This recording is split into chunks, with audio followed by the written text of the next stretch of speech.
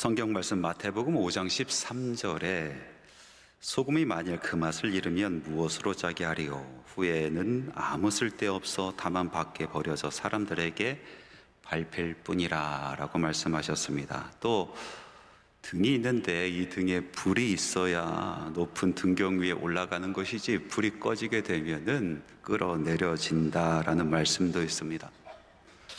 우리는 세상의 소금이요 세상의 빛인데, 우리가 맛을 잃어버리고 빛을 잃어버리게 되면은 아무 쓸모가 없어지고 세상 사람들로부터 외면당하고 버림받는다라는 그런 말씀입니다. 그러면 우리가 우리 되는 거, 성도가 성도가 되게 하는 이 맛과 빛은 무엇입니까? 예배를 잘 드리는 것입니까? 헌금 생활을 잘하는 것입니까? 아니면 선한 행위를 하는 것입니까? 이 모든 것은 외향적인 것이죠. 본질적인 것이 있단 말입니다. 성도로 하여금 성도 되게 하는 그 본질적인 것, 그것은 바로 예수 그리스도십니다. 우리가 스스로 짠맛을 낼 수가 없습니다. 우리가 스스로 빛을 발할 수가 없습니다. 우리 안에 예수가 있어야 우리는 짠맛, 정말 살맛 나는 인생을 살 수가 있게 되는 것이고, 우리 안에 예수가 있어야 우리는 진정으로 빛을 낼 수가 있게 되는 것입니다. 우리 안에 예수가 없다라면은 우리는 정체성을 잃어버리게 되고, 그리고 방황하는 인생을 살게 되는 것입니다. 오늘 본문 말씀에 보니까 예수를 잃어버린 두 사람에 대한 이야기가 나옵니다. 예수님의 육신의 부모였던 요셉과 마리아입니다. 요셉과 마리아는 유대의 전통을 따라서, 율법을 따라서 유월절을 지키기 위해서 예수님과 그리고 많은 자녀들을 데리고 예루살렘 성전에 올라갔습니다. 명절을 잘 지키고 나서 이제 요셉과 마리아는 많은 인파에 섞여서 고향으로 돌아갑니다. 마을 사람들과 친족들과 함께 여러 가지 인생의 이야기를 나누면서 고향으로 내려가고 있는데, 하루길을 갔을까요? 날이 저물러서 이제 유숙하려다 보니까 그만 예수가 없는 겁니다. 어떤 사람은 이런 질문을 합니다. 어떻게 부모가 아이를 잃어버릴 수 있을까? 의아해하는 사람이 있습니다. 그런데 또 그럴 것이, 마가복음 6장에 보니까 예수님에게는 4명의 형제가 있었습니다. 야고보, 요셉, 유다, 시몬. 그리고 예수님에게는 다른 누이들도 있었더라. 그 누이들이 몇 명인지 알지 못하지만 복수로 누이들이라고 얘기했으니까 적어도 2명 이상인 것입니다. 이렇게 보았을 때 요셉과 마리아는 예수님을 포함해서 적어도 7명의 자녀를 데리고 있었던 것이죠. 예수님의 그 당시에 나이가 12살이었으니까 그 밑으로는 한참 손이 많이 가는 그런 동생들로 즐비하게 있었다는 얘기입니다. 한 번은 제가 아이 넷이 있는 제 친구와 함께, 그 가족과 함께 여행을 간 적이 있습니다. 얼마나 복잡하고 얼마나 신난하던지 함께 밥을 먹는데요, 한 놈은 여기서 울고, 한 놈은 저기서 뛰고, 한 놈은 어디로 사라졌는지 사라져서 엄마 아빠 밥 먹다 말고 찾으러 다니고, 이 밥이 코로 들어가는지 입으로 들어가는지 알지 못할 정도로 그렇게 부산하더라고요. 제가 그 뒤로 다둥이의 부모님들을 존경하기 시작했습니다. 참 훌륭하십니다. 그 어려운 일들을 감당하고 계십니다. 모르긴 몰라도 마리아와 요셉, 이거보다 더하면 더했지 덜하진 않았을 것입니다.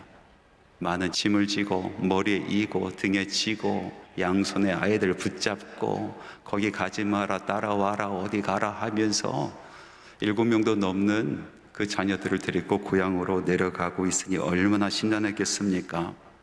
하루가 지나고 나서야 이제 잠을 자려고 보니까 예수가 없는 겁니다. 그래서 요셉과 마리아가 자기의 자녀들을 친족들에게 맡기고 왔던 길을 돌아갑니다. 그러다가 예루살렘 성전까지 와버렸습니다. 바로 그곳에서 예수를 만나게 됩니다. 예수님은 다른 랍비들과 함께 논쟁을 벌이고 언쟁을 하고 있었습니다. 그 모습을 보면서 반갑기도 하지만 얼마나 야속하던지 마리아가 달려가서 예수님에게 나무랍니다. 나와 내 아버지가 얼마나 걱정했는지 아느냐. 그런데 그 이야기를 듣고 예수님께서 이렇게 대답하셨습니다. 어찌하여 나를 찾으셨나이까? 내가 내 아버지 집에 있어야 될 줄을 알지 못하셨나이까? 요셉과 마리아는 예수님을 데리고 다시 집으로 돌아왔습니다. 그러나 말씀해 보니까 2장 51절에 그 어머니는 이 모든 말을 마음에 두니라. 그러니까 마리아는 이 모든 되어진 일들, 그리고 예수님께서 이야기했었던 그 말씀이 범상치 않은 것이다 라고 여기고 마음에 두었다라는 것입니다. 오늘 이 말씀은 한 가정에서 아이를 잃어버린 해프닝에 대한 이야기가 아닙니다. 이 말씀은 범상치 않게 여길 말씀인 것입니다. 우리 마음에 새겨야 될 말씀인 것입니다. 특별히 예수님을 구주로 섬기고 또 우리 마음에 모시고 살아가는 우리 크리스찬들, 우리 성도들이 이 말씀을 범상치 여기지 아니하고 마음에 두어야 한다라는 것입니다. 우리는 먼저 우리 삶을 살아가면서 예수를 잃어버릴 수 있구나라는 것을 알 수 있어야 됩니다. 사실 요셉과 마리아에게 있어서 예수가 없으면은 아무 소용이 없는 것 아니겠습니까? 예수 없는 요셉과 마리아가 우리와 무슨 상관이 있겠습니까? 예수 없는 요셉과 마리아가 우리의 신앙과 우리의 믿음과 무슨 상관이 있습니까? 갈릴리가 우리와 무슨 상관이 있습니까? 요셉이 요셉되고 마리아가 마리아가 되기 위해서는 그들에게 예수가 필요합니다. 그들에게 예수가 있어야 요셉은 우리에게 요셉이고 마리아는 우리에게 마리아가 되는 것입니다. 그들에게 예수가 있어야 그들의 신앙도 빛나게 되는 것입니다. 우리도 종종 우리의 인생을 살아가면서 일상에서 파묻혀 살아가다가 예수를 잃어버릴 때가 있습니다. 어디서 잃어버렸는지 손잡을 수가 없어서 이 사람 저 사람에게 물어가면서 헤매는 인생을 살기도 합니다. 심각하게는 어떤 분들은 자기가 예수를 잃어버렸는지도 알지도 못하고 살아갑니다. 그러다 보니까 우리 스스로가 소금인 줄 알고 살아가는데 맛을 잃어버렸어요. 우리 인생에 맛이 없어요. 자기가 빛인 줄 알고 살아가고 있는데 빛을 잃어버렸습니다. 사람들이 우리를 버리고 발로 밟고 그리고 높은 곳에서 끌어내려서 먼지 나는 구석으로 처박아 놓는 인생이 돼버립니다.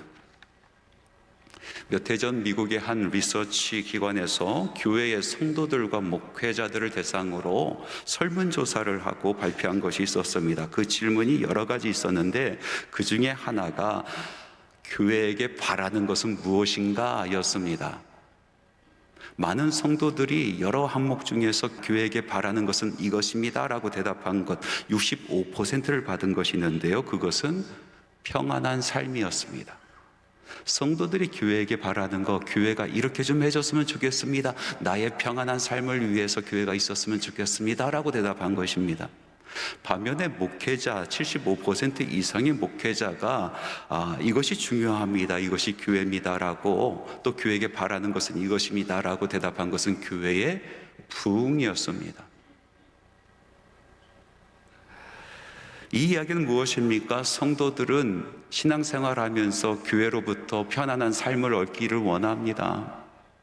그런데 목회자들은 그것이 신앙생활의 전부가 아니라 우리는 영혼을 구원하고 선교하고 교회가 예수 믿는 사람들의 수로 점점 부흥해가는 것이 맞다라고 대답을 하는 것이죠.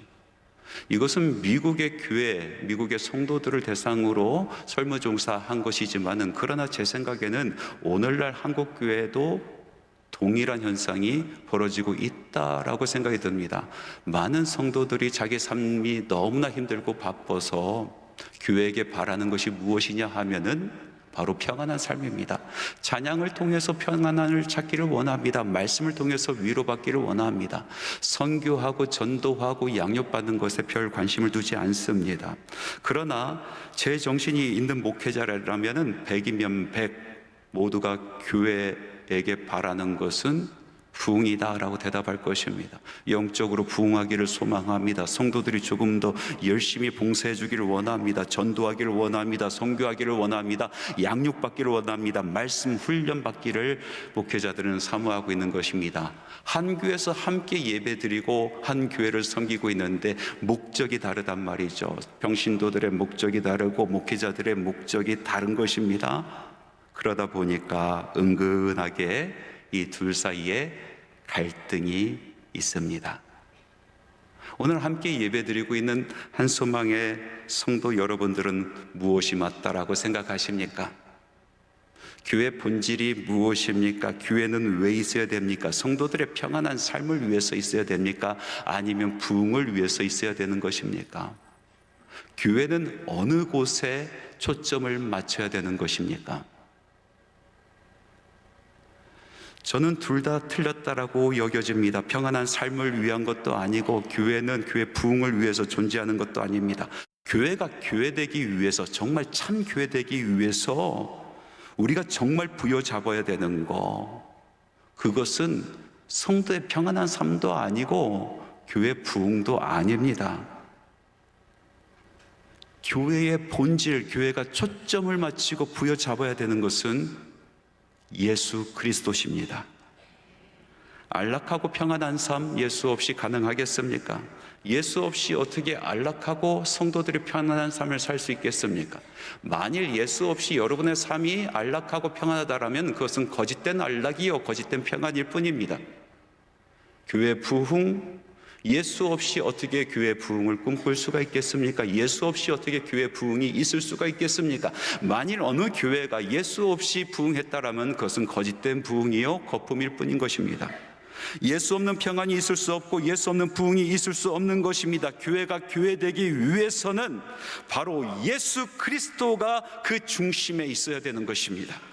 우리 주 예수 그리스도께서 우리 안에 계실 때 비로소 우리는 세상이 줄 수 없는 평안을 누릴 수가 있게 되는 것입니다. 우리 주 예수 그리스도께서 교회 중심이 되어 주실 때에 우리는 세상에서 경험치 못하는 우리 심령의 부흥을 누릴 수가 있게 되는 것입니다. 혹시 여러분 예수 없이 살아가고 계십니까? 요셉처럼 마리아처럼 예수 없이 정처 없이 걷고 계십니까? 세상의 걱정과 염려를 가득 짊어지고 수다를 떨면서 오랫동안 걸어왔는데 여러분의 심령 가운데 예수가 없습니까? 어디에 두고 온지도 알지 못해서 이 사람 저 사람에게 물어보며 살아가고 있습니까? 여러분 삶의 여러 가지 문제를 돌이켜 보십시오. 우리 안에 그리스도가 없으니 일이 꼬이기 시작하는 것입니다. 문제가 발생하기 시작하는 것입니다. 예수를 잃어버린 줄도 모르고 살아가고 있기 때문에 세상의 번뇌와 세상의 염려만 우리 머릿속에 가득한 겁니다. 그러므로 우리는 예수를 다시 찾아야겠습니다. 잃어버린 예수를 다시 만나야겠습니다. 구위 돌아 달려온 인생길 다시 돌이켜서 잃어버린 예수를 다시 만나고 예수를 다시 찾아야 되는 것입니다. 그러면 어떻게 예수님을 다시 찾을 수가 있을까요? 여러분, 길을 잃었을 때 제일 먼저 제일 빨리 길을 찾는 방법은 잃은 그곳으로 돌아가는 것입니다. 예수를 잃어버렸으면 잃은 그곳으로 돌아가는 것입니다. 그런데 여기 요셉과 마리아의 답답한 모습을 한번 보시기 바랍니다. 자기들 품속에 예수가 없는 것을 발견하고 그들이 한 일이 무엇입니까? 오늘 같이 읽은 말씀 누가복음 2장 44절 말씀 다시 한번 보기를 원합니다. 동행 중에 있는 줄로 생각하고 하룻길을 간 후 친족과 아는 자 중에서 찾되, 예수를 어디서 찾았다고 합니까? 친족과 아는 자들 중에서 예수를 찾았다.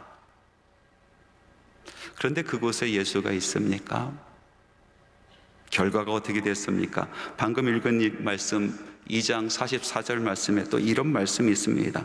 동행 중에 있는 줄로 생각하고 하룻길을 간 후, 그러니까 예수님을 잃어버리고 나서 하루가 지났다라는 거예요. 하룻길을 간 후에 예수 잃어버린 것을 알았다라는 것입니다. 예수를 바로 찾을 수 있는 길을 곧바로 갔다라면 하루 후에 예수를 찾을 수 있어야 되는 것입니다. 그런데 말씀해 보니까 2장 46절에 이렇게 기록되어 있습니다. 사흘 후에 성전에서 만난즉, 예수를 잃어버린 지 하루가 되었는데 친족과 아는 사람들 중에 이리저리 물어가면서 예수를 찾다 보니까 사흘 후에나 예수를 만나게 되었다라는 것입니다. 엉뚱한 곳에서 예수를 찾다 보니까, 헤매고 다니다 보니까 시간 낭비하였다. 성경 말씀은 분명히 우리에게 알려주고 있는 것입니다. 이것이 예수를 잃어버리고 시험 든 사람들의 특징 아니겠습니까? 예수를 잃어버린 그리스도인들이 항상 범하는 일인 것입니다. 예수를 잃어버렸으면, 그래서 삶의 평안이 없으면, 그래서 우리의 심령 가운데 부흥이 없으면 바로 예수님 계신 그곳으로 달려가야 되는 것입니다. 예수님께서 하신 말씀처럼 내가 내 아버지 집에 있는 것을 생각하지 못하였습니까? 아버지의 집으로 달려가야 되는 것이 맞습니다. 엉뚱한 곳에서 답을 찾지 마시기 바랍니다. 이 사람 저 사람 붙들고 물어봐야 소용없습니다. 왜 나는 이렇게 평안이 없을까? 왜 내 인생은 이렇게 배배 꼬여 있을까? 왜 내 심령은 오늘날까지 정처 없이 떠돌고 다니고 있을까? 사람들에게 물어서 뭐합니까? 물어보면 물어볼수록 평안 없는 삶, 부흥 없는 심령, 답 없는 인생뿐. 더 이상 대답을 들을 수가 없습니다. 예수를 찾을 수가 없습니다. 구약 성경에 보면은 하나님의 사람이 하나님을 잃어버려서 낭패를 겪고 있는 모습이 낱낱이 그려져 있는데요, 바로 사사기의 이야기입니다. 사사기의 마지막 이스라엘의 모습을 보면은 이것은 하나님의 사람인지 아니면 하나님을 알지 못하는 사람인지 구분을 할 수 없을 정도로 처절하게 망가져 있습니다. 차라리 하나님 없는 사람이 낫지, 하나님 율법이 없는 사람들이 낫지, 이스라엘의 영성은 완전히 바닥을 쳤습니다. 그런데 이런 이스라엘을 다시 일으킨 사람이 있었습니다. 그것은 마지막 사사였었던 사무엘입니다. 사무엘을 인하여 다시 이스라엘의 평안이 찾아오고 부흥이 찾아왔습니다. 사무엘이 그럴 수 있었던 이유는 바로 잃어버린 하나님을 찾았기 때문에 그렇습니다. 어디서 하나님을 찾았습니까? 바로 언약궤 앞에서 하나님의 말씀이 여전히 살아있는 성전 안에서 하나님께서 여전히 기다리고 계신 사람을 만나겠다고 약속하신 시은자 앞에서, 그곳에서 하나님을 찾았습니다. 그때 상황을 사무엘상 3장 1절에서 3절 말씀은 이렇게 표현하고 있습니다. 우리 같이 한번 읽어보겠습니다. 아이 사무엘이 엘리 앞에서 여호와를 섬길 때에는 여호와의 말씀이 희귀하여 이상이 흔히 보이지 않았더라. 엘리의 눈이 점점 어두워가서 잘 보지 못하는 그때에 그가 자기 처소에 누웠고 하나님의 등불은 아직 꺼지지 아니하였으며 사무엘은 하나님의 궤에 있는 여호와의 전 안에 누웠더니, 이스라엘이 얼마나 타락했는지, 그 시대가 얼마나 어두웠는지 삶 가운데 하나님의 말씀이 이상하게 보이지 않았더라.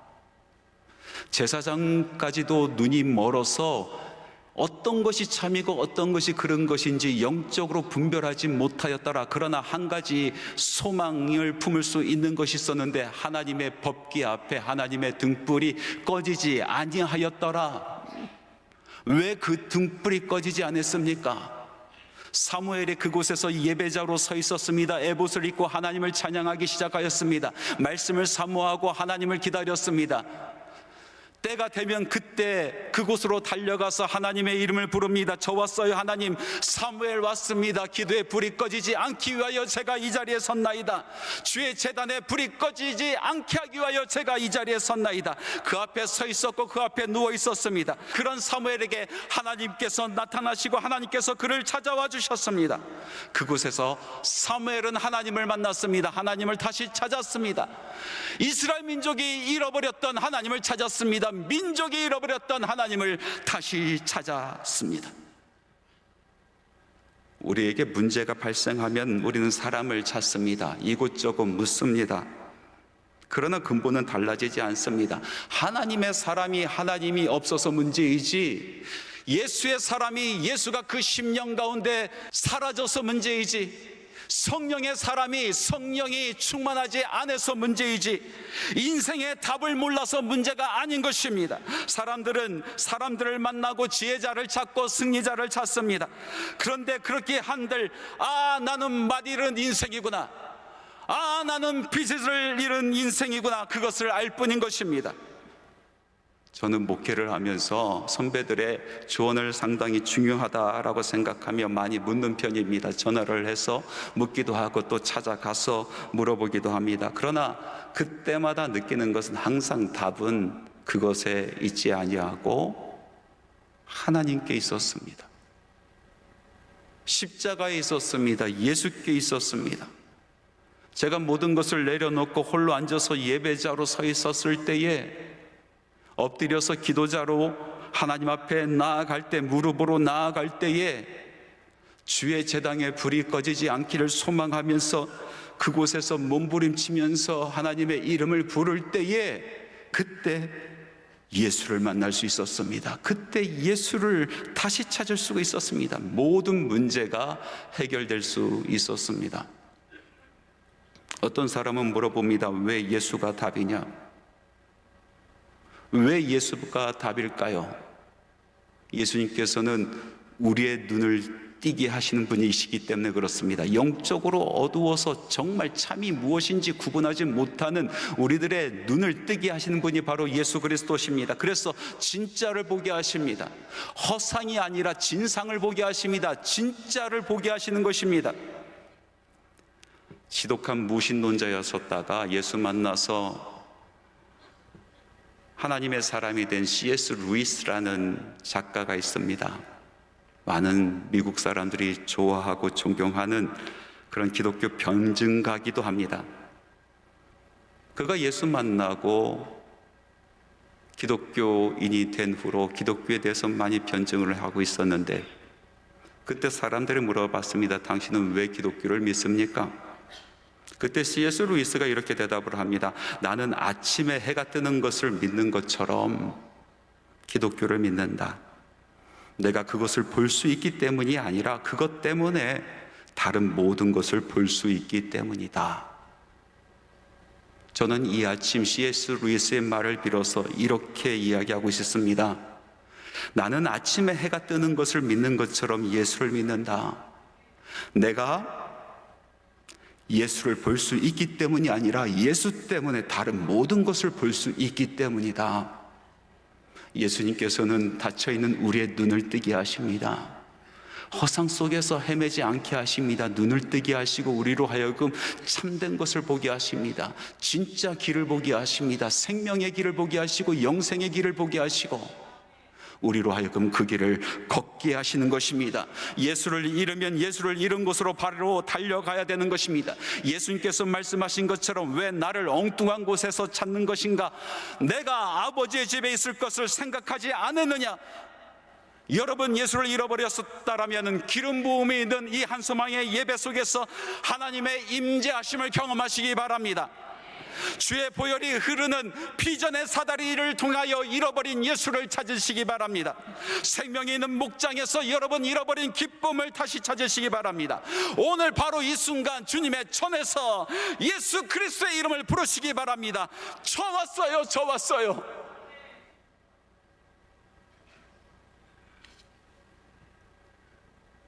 주님, 저 왔습니다. 주의 제단에 불이 꺼지지 않기를 소망하며 오늘 이 자리에 섭니다. 엉망진창인 인생도 좋습니다. 온몸에 더러운 것이 묻어있는 인생도 좋습니다. 세상 살면서 실패와 실패를 거듭하여 눈을 들어 하늘을 볼 수 없는 그런 처지에도 좋습니다. 예수께로 달려오십시오. 십자가로 나오십시오. 눈을 들어 예수를 만나십시오. 예수님을 다시 찾으십시오. 예수 안에 방법이 있습니다. 예수 안에 치유가 있습니다. 예수 안에 길이 있습니다. 말씀을 맺겠습니다. 한 권사님께서 저를 보더니 쭈뼛쭈뼛 하다가 저에게 다가와서 이렇게 이야기합니다. 목사님, 저 정말 옛날에 뜨거운 신앙생활을 했는데 요즘에 마음에 기쁨도 없고 평안도 없고 예배 감격도 없고 기도의 자리가 너무나 힘들고 내 마음에 부흥이 없습니다. 그래서 제가 물어봤어요. 얼마나 되셨습니까? 생각하더니 한 10년쯤 된 것 같아요. 그러면서 이렇게 얘기합니다. 그래도 목사님, 저 예수님 믿어요. 괜찮은 거죠? 저는 대답했습니다. 아니요. 권사님 괜찮은 거 아닙니다. 예수가 그 10년 가운데 있으면 기쁨이 사라지지 않습니다. 예수가 정말로 권사님의 삶에 있으면 평안이 사라지지 않습니다. 심령의 부흥이 식어지지 않습니다. 문제인 것입니다. 큰 문제인 것입니다. 본질을 잃어버린 것입니다. 사랑하는 성도 여러분, 본질을 잃어버리면 모든 것을 잃는 것입니다. 우리로 우리 되게 하는 것, 성도로 하여금 성도 되게 하는 것, 교회로 하여금 교회 되게 하는 것, 그 본질, 우리의 믿음의 본질은 예수 그리스도입니다. 우리의 분주한 삶을 통하여 많은 세상의 염려 때문에 정처 없이 걷다가 요셉과 마리아처럼 예수를 잃어버리셨습니까? 오늘 그 예수님을 다시 만나시기 바랍니다. 오늘 이 시간 예수를 다시 찾으시기 바랍니다. 예수님은 성전에 계십니다. 예배의 자리에 계십니다. 예수님은 거룩한 곳에 계십니다. 십자가의 보혈이 흐르는 바로 그곳에서 예수님께서 여러분을 기다리십니다.